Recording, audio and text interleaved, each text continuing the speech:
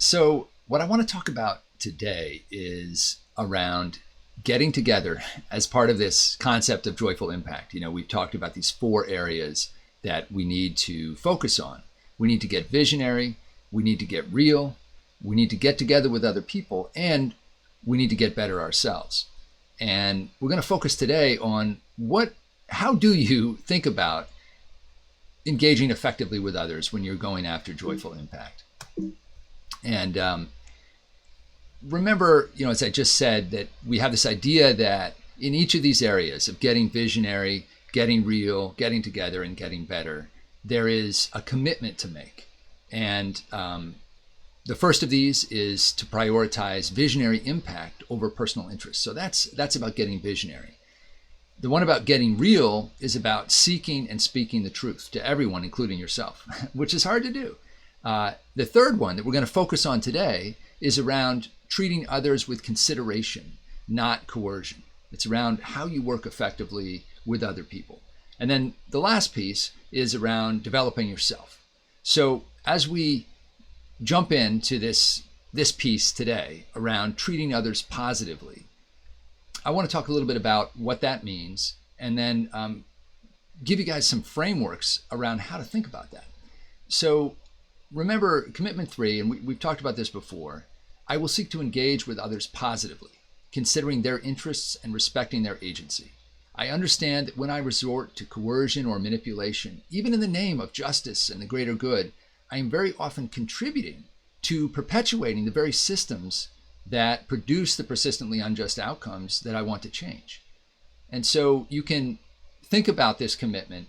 You can ask yourself certain questions, like, before trying to enlist others in my plan, have I asked if the greatest impact would come from committing to follow someone else's vision instead? Is this how I want to be treated myself? Am I treating others as subjects or as objects? Have I truly tried every collaborative path that's open to me? And even if I conclude that I have no other option but to proceed in a coercive or manipulative fashion for the sake of urgent and immediate gains to the greater good, what else can I do that might change this person's heart and mind on a deeper and more lasting basis?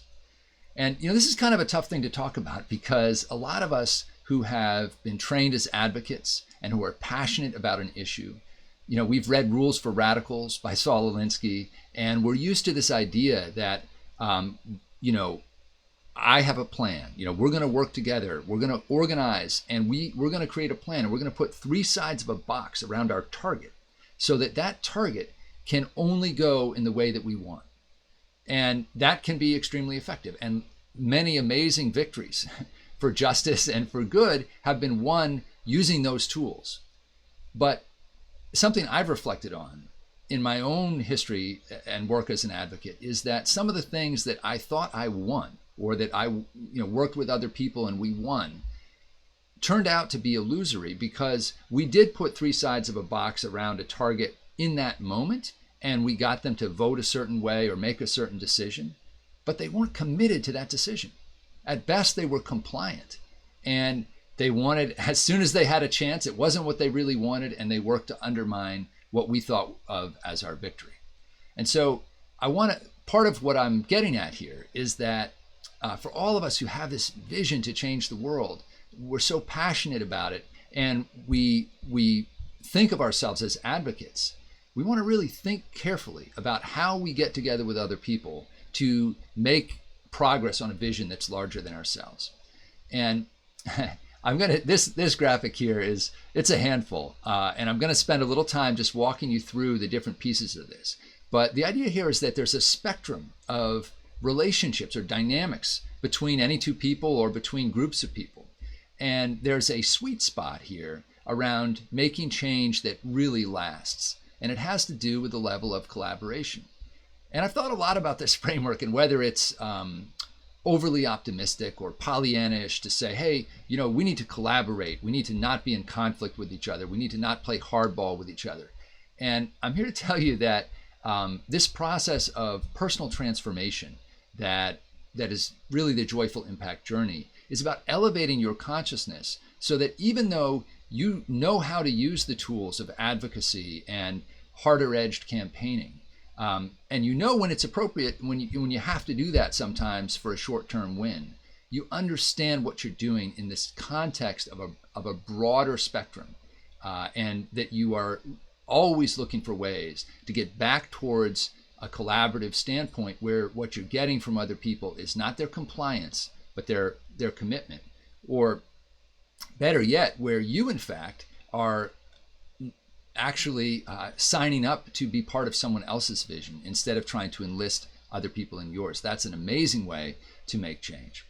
So again, part of what stands out in this is that in this spectrum, there is a space in the middle where we have full collaboration, right? And that's where what you have between people is what you call co-ownership. You're creating the idea about what to do together, and then you are figuring out what to do in a shared way, shared decision making. Below this line, you are the agent. You are acting on others, and up here above the line, others are the agent acting on you. And you'll see that these items sort of parallel on each side as we step back from full collaboration all the way to violence, which is the extreme, which certainly none of us want to be involved in, but that's the reality, unfortunately, of how people sometimes interact. So we have full collaboration in the middle, and we step back to kind of bounded collaboration, which you might call persuasion and inspiration, to nonviolent tactics like manipulation and pressure, which are a form of objectification, and they're considered legit. Saul Alinsky, teaches these. The Midwest Academy teaches these. Anyone who's learned how to be an organizer, does this work, understands that there are times when you do put three sides of a box around a target. But you also need to understand that just because it's nonviolent doesn't mean that that target appreciates it and is signed up and is committed to it. And so again, what you get in the middle here is not commitment, but compliance.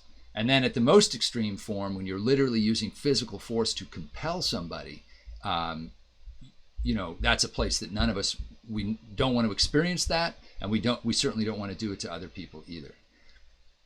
So again, this full collaboration in the middle, the key tactics here are listening deeply, really trying to understand what the other party is interested in, what they value, and then partnership broking, collaborative problem solving. We'll talk more about those when we go deeper on this, but those are specific techniques for resolving differences and points of view that are premised on a deep understanding of what each party wants to accomplish, what their individual interests are, and what the shared interest is, and solving for all of that. And by the way, any of you with kids, these are also great techniques for working with children.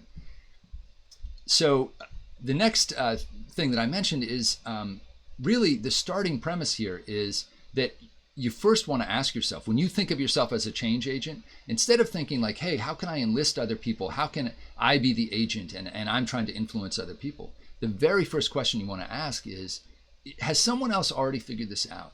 And should I actually be enlisting and signing up to be part of their vision instead of trying to bring them on board with mine? And I want to just mention recently in the news, Mackenzie Scott, who has $62 billion. I believe she's now the wealthiest woman in the world following her separation from Jeff Bezos. She just started her philanthropy, and she publicly announced it maybe a year ago, but she just announced a round of grant making. And what she did really embodies this, because she hired a team of professional advisors to help her with this. She went out and quietly identified organizations that are working around issues of social justice, racial equality, environmental work, and she found a lot of leaders who are already pursuing a vision, entrepreneurs, and with a process of diligence, but not much more than that, she wrote very large checks. She gave away, I think, about $1.6 billion kind of in one fell swoop, and she's got 60 billion more to give away. And she's pledged to give it all. And so that's just a great example of, instead of her, she could have done something very different, which many philanthropists do, which is say, hey, I have my ideas about how to change the world. Here's what I think needs to be done. Come make an application and maybe I'll give you some money. She did the opposite. She said, who's making change in the world already on the issues I care about, and how can I get behind them? So that's an example of bounded collaboration, or opening yourself up to being persuaded and inspired by other people as a first step. Next, we have sort of below this line where you are trying to persuade or inspire other people to take action on a plan that you already sort of have in mind, the action that needs to be taken. And again, you're thinking about listening deeply here. That's the first place to start. But then you may be trying to understand, well, why aren't they taking action already? And again, is the barrier knowledge? Is it skills? Or is it mindset? And there are ways that you can work with someone else while respecting their agency to try to help them overcome barriers to action. So again, we call this bounded collaboration because you've already come up with the idea that you want someone to act on, and you are now trying to enlist them in acting with you, but you're respecting their agency. And so if they choose not to engage, that's their call. You're not manipulating them, you're not coercing them. And again, that just sounds like a good way to connect with people, a good way to relate to people. However, there may be situations, especially if you are a change agent or a passionate person with a strong point of view about what needs to happen in the world, where you think, hey, I can't convince someone to come on board simply by rational persuasion or emotional appeal or inspiration, and I need to play hardball. And you'll notice this is yellow, right? This is a warning sign. When you think that you need to kind of up the ante in terms of your tactics in order to get someone to do something, there are for sure times when you need to get that short-term win and where you feel and others around you feel that it's justified. But you want to be careful with this, because when you start using tactics that box other people in, that don't fundamentally respect their agency, when you start treating people like an object in some way, when you target someone in a campaign, and if you've ever been a public official, you know what it feels like to get targeted like this. You don't like it. And maybe you're doing the wrong thing, and maybe someone should hold you to account.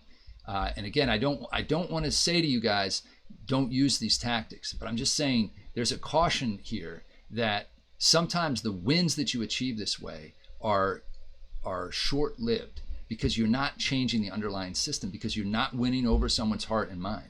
And the marriage equality movement is a fantastic example of this, where just as few as 20 years ago, 2/3 of the American public did not support marriage equality.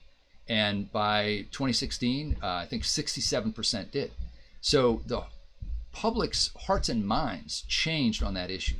And that created, you could argue, the space in which it was relatively straightforward for the Supreme Court to make the ruling that it did and make marriage equality the law of the land. And that, I believe, will be, and I certainly hope, a lasting victory.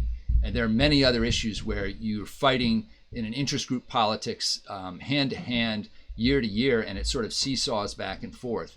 Again, I'm not saying to stop the fight, but I'm saying look for ways to step back from that fight and reorient around collaborative approaches where you can actually shift people's mindset, what they truly want to do, so that they're really enlisted and committed to doing things differently. Lastly, violence is not fun to talk about, but it is a real fact in the world in so many different ways, and it has been a huge factor in how we have the unequal society and system that we do. In many ways, unfortunately, our society is built on violence. Racial violence, gender violence, all kinds of violence are woven into how our system is structured. And you want to be super aware of this. You never want to be the perpetrator of violence, but you also want to be thoughtful about, are there any situations where you may actually be experiencing physical threat, and where that's a factor that's shaping your world. And again, we are fortunate in many of us that this is not something that impinges on us in a direct way, but we have to remember that it is a real thing for many people, and it often goes silent and unspoken. And so you want to be aware of this dynamic as well. I want to connect this to something we've talked about before, which is levels of personal development.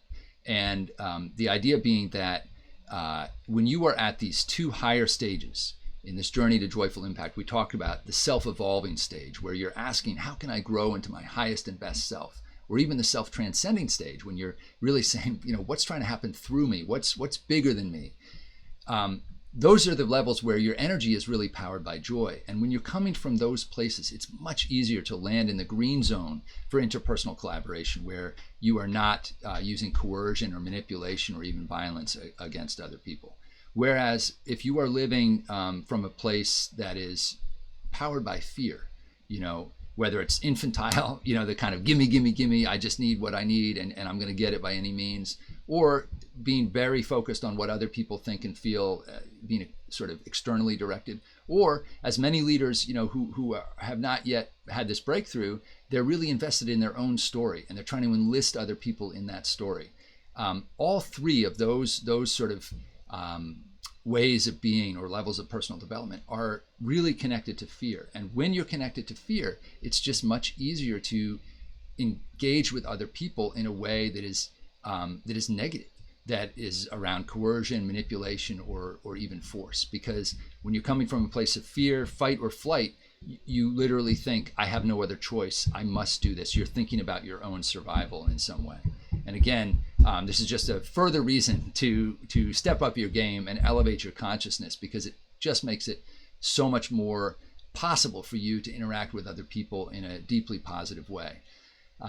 Another thing I want to talk about is where does power come from when we're in relationship with others? Particularly, I want to focus on this idea of nonviolence.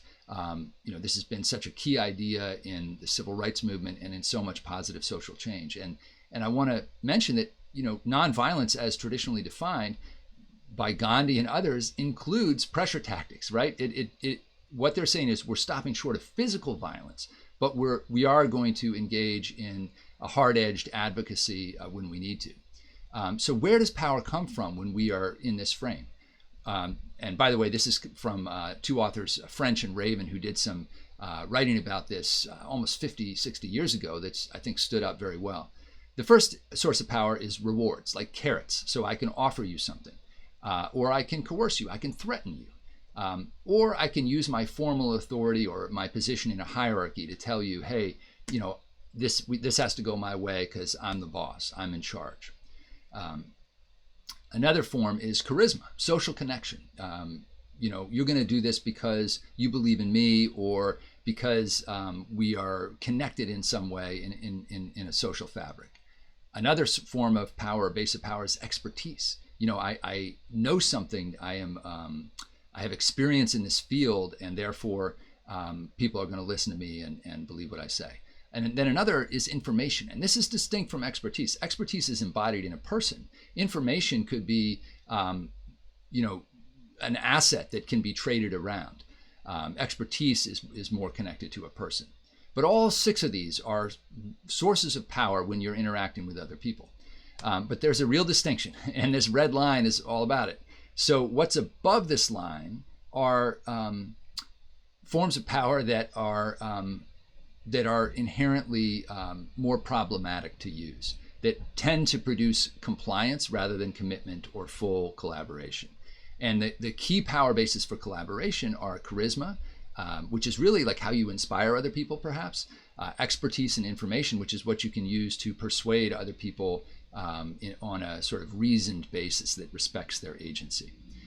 So where we get to here in this big chart is just this idea that there's a green zone for effective collaboration, that when you are really committed to your own journey of joyful impact, to elevating your consciousness, and to working on long-term systems change, to having wins as an advocate and a visionary person who's making change in the world, you want those wins to last. And whenever possible, that means you want to be engaging other people in some form of collaboration, whether it's full co-ownership, or on either side of that line, you are engaged in persuasion and inspiration. You're prepared to be persuaded and inspired by others, and you are seeking to persuade and inspire others as well. But you're respecting other people's agency and autonomy to make their own decisions. And you are only engaging in other nonviolent tactics, the hard-edged campaigning, when you have to. And there are times when you have to. So again, let me say, I'm not saying that those should be off the table, but I'm saying that we want to be cautious about how we use those, and to rely on them as little as possible.